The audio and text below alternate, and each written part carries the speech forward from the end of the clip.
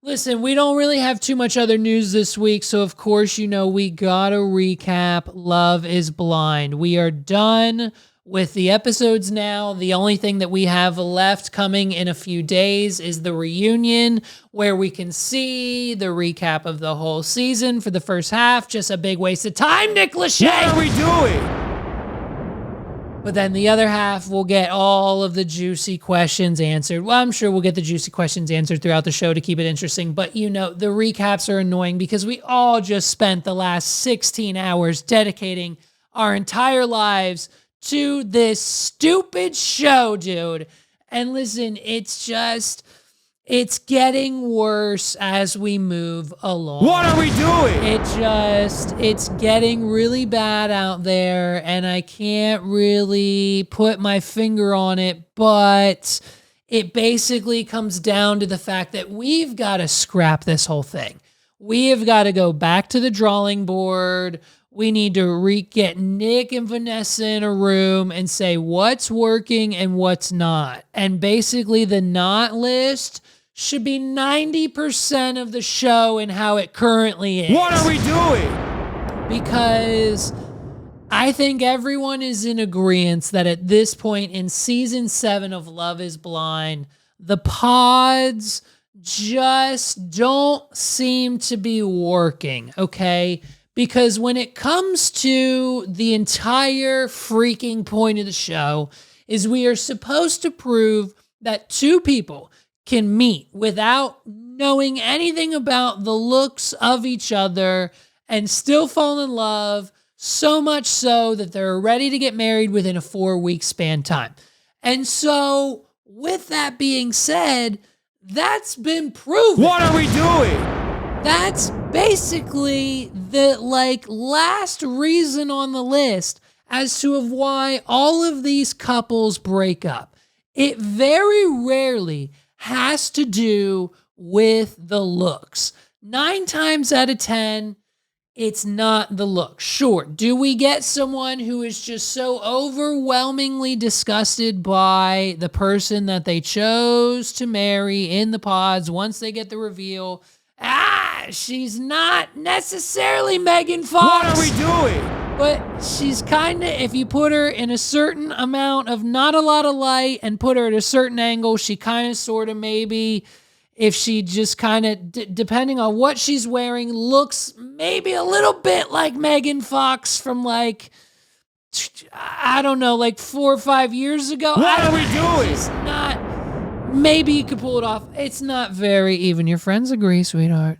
But listen, so with that kind of situation, we don't ever really get a breakup or a non-marriage ending result on Love is Blind anymore due to looks. And so it ultimately ends due to everything else that comes along with streamlining these people into a marriage for the rest of their lives in 4 weeks' time. They have literally a week to maybe 10 to 12 days in the pod, a week in Mexico, and then 2 weeks outside of the pod to get their shit together in the apartments, back at home, make all of their arrangements, and then boom, you're walking down the aisle. What are we doing? And so this year, out of the gate, we got 7 couples. And we're supposed to be excited for that number because in years past, that number's been a lot lower, and the producers know that, so they stack the deck this year. But immediately, once they're out of the pods, we can instantly see that the connection between Brittany and Leo just didn't seem to be mutual. What are we doing? He was grabbing her, he was holding her, keeping her captive. He's half just kind of forcing himself on her, touching her when she clearly doesn't want to be anywhere near this person. They decide not to go to Cabo Wabo for the official honeymoon. They go to Miami instead. They break it off a few weeks later because, of course, Brittany just wanted the trip out of him. What are we doing? And look, we asked, since we're on it, speaking of Leo, we'll just talk about him real quick. We asked Vukum. We got Vukum verified. If you have to ask someone if they want to see your Rolex, it's not a real Rolex, bro. What are we doing? I guarantee you that Leo and Brittany show up to the reunion. Leo has at least 3 Rolexes on his arm and at least 2 to 3 pieces of art for sale. He's going to try to sell Nick and Vanessa Lachey a piece of art from his art gallery at the reunion. What are we doing? I guarantee it. So the show needs a format change, bro, because this thing, it's just, we said it last year. We said it this year. Los just dropped his response to the show. He feels the same way.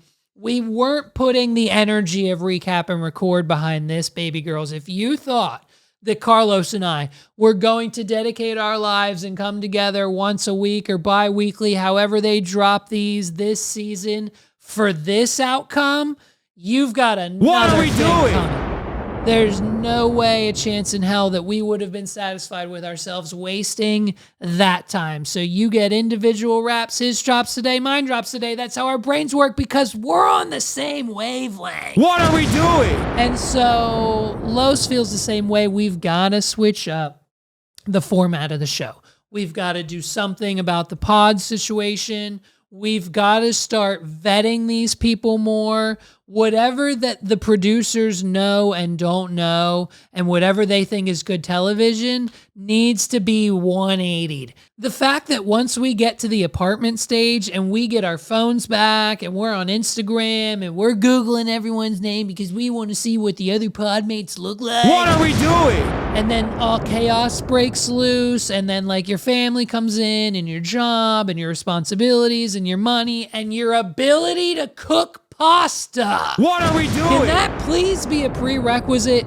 Ramses couldn't cook pasta. Nick D doesn't even know how to turn on a stove, let alone put water in a pot, let alone boil the water, let alone cook the pasta, let alone make his wife a pasta freaking dinner. What are we doing?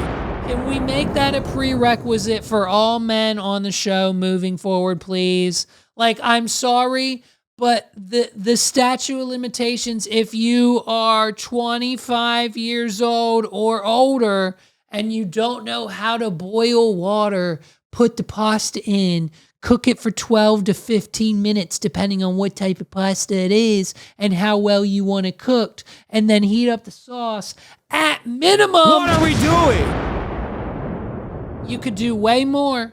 Add a meat, add seasoning, add a few other things, add heavy cream, add a cheese to that sauce, kick it up a notch. What are we doing? It's Gordon Ramsay in this bitch. I did this shit last night. We had a nice little chicken on top. We had a nice creamy, cheesy marinara vodka, penny alla vodka sauce, okay? It's delish. We season it up real good. The chicken's banging. The noodles are perfectly done. 2 types of garlic bread. What are we doing?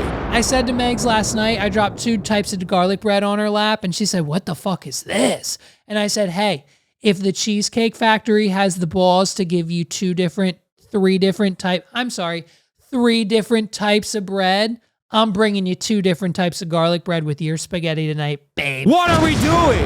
And that is proof that your man loves you. Ladies, listen up. If your man or woman, whoever you're married to, whatever kind of shit you're down with, if your significant other has never brought you 2 types of garlic bread with your spaghetti dinner, have a serious sit-down conversation with them. And if, in fact, they don't do it next time you have spaghetti within the next 3 to 6 months, get them out. What are we doing? They don't love you. And so, Love is Blind, dude, we got to switch it up. We've got to change the format. We've got to do something about the outcome of this show. Because I said it last time we covered it on Recap and Record. Shout out to Los. And I'll say it again this season. We got out the gate with 7 couples. We got to Cabo Wabo with 6. We got to the apartments, I think, with either 5 or all 6. But by the time we got to the Isles, 4 more were dropped, and only 2 of our couples out of the pods got to their wedding day. What are we doing? And so what I think the producers of the show and Nick and Vanessa and everybody on the team over at Netflix is assuming is that because we had 2 people get to the weddings and we had 2 couples say I do because we can knock these bitches out right now too, they're counting that as 100% success. What are we doing? I'm saying to you right now, because they had 2 show up to the weddings, the team at Netflix are assuming that because all parties said yes, it is a just 100% success, okay? So Taylor and Garrett, okay, listen, they had a few bumps in the road. Taylor and Garrett, the only bump they had, Taylor didn't want to announce her mom's name. My girl Fong, okay? Shout out to Fong. Love her. I'll take Fong on a date. I love me a Mama Fong. What are we doing? She's fantastic. I love Taylor too. She's fantastic as well. I think she's adorable, but they're also just a boring couple. And of course, they just said I do. The only problems they had was he texted an ex and kind of lied about it, and then I guess never did it again because she was over it 5 minutes later the next morning. And then, of course, we have Tyler and Ashley. They both said yes, and the only really overcoming the thing that they needed to get through was the fact that Tyler most definitely 100% gave some of his lesbian friends some of his sperm to have a baby. What are we doing? And at first, Ashley was like, no way, bro. I'm not down with that. Then she thought about it. Then she came around. And now she's on board. And they both said I do at the altar. And now both Tyler and Ashley and Taylor and Garrett from Love is Blind season 7 are married. And they both said yes. Now, rumors in the Twitter sphere are claiming that Tyler just not only didn't really have a sperm donation with his lesbian friend situation, rumors are he might have some other biological children. What are we doing? And I think maybe the baby mama has spoken out, so we're going to wait until the reunion to spill that tea, and we'll see where these two stand as it comes to their marriage and Tyler's children, allegedly adopted lesbian donation children, potentially paternal children. I think there might be baby mama drama. What are we doing? We'll see, dude. We will see. So, of course, we have Brittany and Leo. Who else do we have? Oh, Monica, dude, and Steven. Monica and Steven. First of all, Steven's a freak. Steven's a freak, and all he wants from the beginning, as soon as they got to Cabo Wabo, he was like, I'm down to clown. Whatever you want, babe. What are we doing? Sex 24/7. Sex 24/7. Go to the gym, have sex. Come home, have sex. Go to the gym, go to work, have sex. Come home, have sex again with you, babe, because I love having sex. And you know what else I love? Butt stuff. And that's what he said. What are we doing? And he's a little weird, and he's fucking obsessed, dude. I mean, we're not kink shaming, but homeboy got caught freaking texting the ex again. We've got a few ex texters this season, and that's about the maximum amount of drama that Netflix threw on the table. They said, hold on to your seats, folks. We've got a real dramatic season ahead of us, and all we got was like 2 dudes texting their exes. What are we doing? One was real mild. We kind of got over it real quickly. But Steven Richardson's text to his ex, things came to a halt pretty quickly with Miss Monica, okay? Sexting your ex while you're engaged to be married with someone else is a big no-no. What are we doing? And we'll get to some of the other no-nos when it comes to marriage and relationships here in a few moments, just as a part of your weekly relationship advice, brought to you by the What Are We Doing podcast and our sponsor, Dude Robe. Ladies and gentlemen, this episode of the What Are We Doing podcast is brought to you by Dude Robe. Listen, all you got to do is go to duderobe.com. You're going to start doing some shopping. You got robes with the towel lining, the hoodie material on the outside, the hood, the attached belt so you never lose it, the tech pockets on the inside, the one on the outside, two on the outside, one on the inside. It's the ultimate robe for dudes, women, kids, teens, adults. Get your whole family dude robes this season for Christmas. You won't regret it. Duderobe.com, DUDEROBE.com. Promo code WAD, WAWD. Duderobe.com, and at checkout, if you use promo code WAD, you get 20% off your whole freaking order. What are we doing? And I can't be more clear. These guys got it all. They've got the slides. They've got the shorts. They've got the lounge pants. They've got the t-shirts. They've got the hoodies now. They've got the robes now. Fill your whole closet with Dude Robe. Mark Cuban approved because they were on Shark Tank, dude. Dude Robe, Mark Cuban, Shark Tank. Duderobe.com is where you go for your holiday shopping this year. And what better way to save not only yourself, your pockets, your family, your bank account some cash when it matters the most this holiday season than using promo code WAD, that's WAWD, when you check out at duderobe.com. Do it now. If you're a real one, you know exactly what I mean. Check it out, duderobe.com. It's a perfect gift for mom, dad, the kids, your fiance, your math teacher in high school. What are we doing? So go to duderobe.com, purchase everything they have in their inventory today, and save 20% with promo code WAD, WAWD. Back to the show. What are we doing?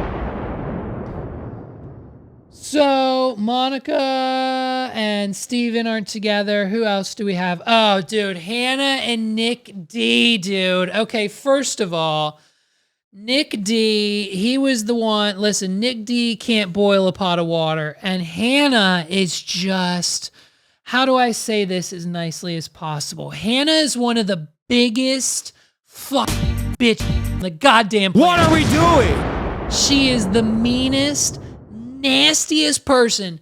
I pray on the side of my bed every night to any man or woman, any man, most likely men, any man or woman who is ever with this woman, Hannah Giles, I think her name, Hannah Giles. I don't know how to pronounce it. And I don't give a shit because she's a piece of dude, this bitch, she hurt my man Nick D's feelings. What are we doing? Dude.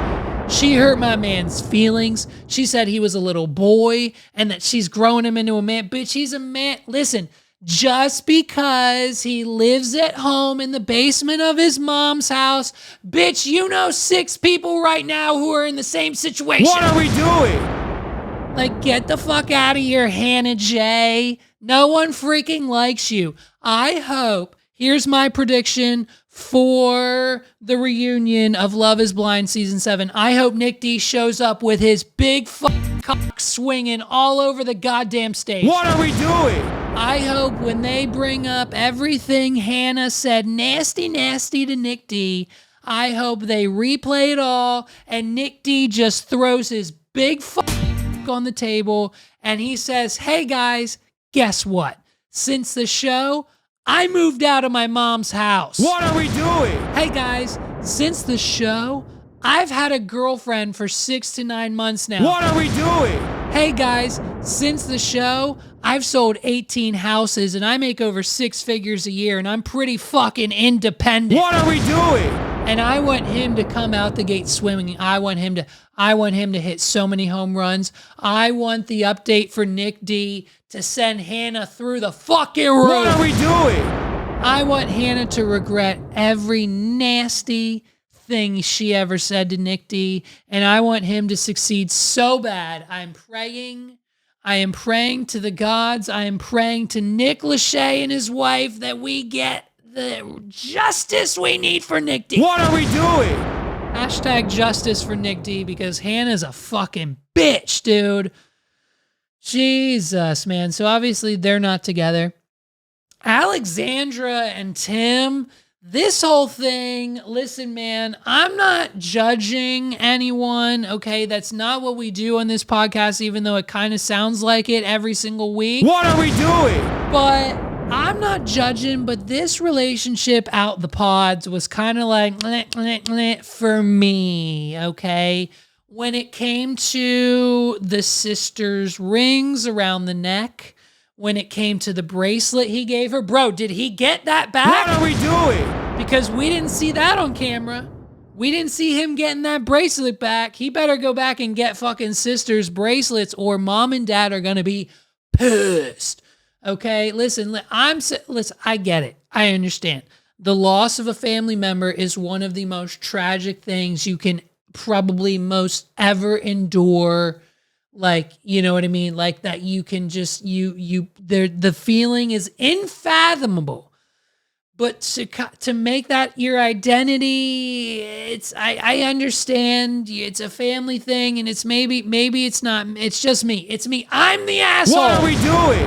I'm the asshole. I'm sorry. But the whole thing was weird to me from the beginning. And then him meeting her family and that whole situation and the straw that broke Alexandra's back, and Tim just said, hey, I'm dunzo funzo with this, whatever other word rhymes with dunzo funzo. I was going for a three-peat there, and my brain just kind of shut down instantly on the third word. But basically, man, Tim's family came over, and they had a great time. They were talking, they were chatting, and then the cameras left. And Alexandra decided that it was nap time. What are we doing? While her in-laws, future in-laws, were still in the building. Now, I don't know etiquette, okay? I don't know what the proper rules are. But when anyone, like an in-law, Meg's parents, my parents, anytime a parent is at your place or we're at a parent's house, like whatever the situation may be, if you find yourself at you or your significant other's parents' house, or they're in your place of living, your apartment, your house, my assumption is you don't go take a nap. What are we doing? Now, if like they came over unannounced, they're just dropping something off, you work late, you have a weird work schedule, you're tired, hey, I'm going to come over while you're taking a nap, I'm going to drop something off, boom, I'll get out, whatever, I'm not trying to be in your space. It's a quick thing. That's fine. That's a normal thing. But when you're in the courting process of trying to marry someone for the rest of your life and you're meeting this man's parents for like the first or second time ever, I would venture to guess that the wrong thing to do is to go into the bedroom, lay down, and take a nap. What are we doing? If they're still in the room, if they're there, if they left with the cameras, then by all means, sweetheart, go take a nap. But from what Tim said in the breakup letter, he basically was like, yo, the cameras just stopped rolling, but my parents were still here, and you went and took a nap. So my girl was tired, but it wasn't enough. What are we doing? So they broke up. And then the number one couple that we were kind of voting for, and I mean, these two were just a roller coaster of emotions the entire time, okay? These two, Marissa and Ramses, we were really cheering them on, man. I thought they were a great couple. I thought they were going to get over him being married in the past, but a bitch kept bringing it up. What are we doing? And when I say bitch, I mean Ramses. Marissa was done. She didn't give a shit. She's like, you were married, whatever, fuck it. I was in the military, fuck it. We'll cancel, it's fine. You were married, fuck it. You know the mistakes you made the first time, just don't make them again. Hey, Ramses, I want to marry you for you and not your past. We all have a past. Let's move past it. I don't give a shit that you were married, but the bitch we call Ramses just kept bringing it up. What are we doing? And when we meet who rumors in the Twitter sphere, this is just what I'm hearing. This isn't This isn't me at all. This is just a rumor, not an opinion of someone else. Apparently, Ramses might be he might be playing for the other team. Okay, if you know what I mean. Like the guy who was there is his best friend. People are saying Ramses might be a little bit closer to, and that's not the first time we've heard a Love is Blind contestant potentially being a player for the other team. What are we doing? With their male best friend. So it's one of these situations where we were blindsided, okay? And so at the very end, I think of episode 10, or it was episode 11 maybe, we get the breakup of Marissa and Ramses, and his excuse to her is that he realized after talking to his friend that his ex-wife was extremely hurt after their divorce, and that he didn't want potentially Marissa to ever feel that way if they were to get married and then inevitably get divorced. What are we doing? And so for that, we have 2 exact points of how you know you are or you are not ready to get married. Welcome to the What Are We Doing School of Love. My name's Levi, and this is episode 1. Here's how you know you're ready to get married. Step number 1. If you are thinking at any point in time before the wedding date, say you're getting married next year on like July 21st, right? Say you're flying to Cabo Wabo next year in July, you're getting married, and you've got about 9 months. You've got about 8 to 9 months before that date rolls around and we got to fly out and do the damn thing, okay? If you have a thought, oh, God, what if we get divorced? You're not ready to get married. What are we doing? Because that's not a thought you should A, either have, or B, even be worried about. Because if you know that you're marrying your best friend and that's forever for the rest of your life, then you get freaking married, dude. And hey, by the way, step number 2, welcome to phase number 2 at the What Are We Doing podcast Relationship Advice Academy. If you are engaged to be married to someone, and you do have the intrusive thought of divorce, what happens? Listen to me. There's only a finite amount of things. There is only a list of 10 to 20 things that would seriously cause a divorce. What are we doing? And so when it comes to those things, anytime those things come up, just go, hey, no thanks. What are we doing? Anytime an ex texts you, you respond, hey, no thanks. What are we doing? And block the number. Anytime you're out alone and a cute, attractive girl comes up to you, someone you might think, oof, she's attractive. I could see myself with, hey, go out loud. Hey, you're great. Yeah, you're really nice, but I have a fiance, I have a wife. No, thank you. What are we doing? And by the way, with a wife, you're married. Why are you out alone? What are we doing? Without your wife. And so anything on that list, what? You're at work and your secretary said, hey, no thank you. What are we doing? I have a wife. You walk away. You say no. You don't cheat on your wife. You don't do the things that you know you're not supposed to do in your marriage. It's that simple. So the format of the show is they broke up, and the poor girl, she sobbed her eyes out. She couldn't take it anymore. Poor Marissa. I was rooting for her. She was fantastic. I love that poor girl. I hope she finds her Prince Charming. Little Buddy was not okay. Ramses was not okay. If she was going back into the military, that was it. Her mom, dude, let's talk about Marissa's mom. Marissa's mom, insane. What are we doing? This lady is going to chop someone's balls off. She already has.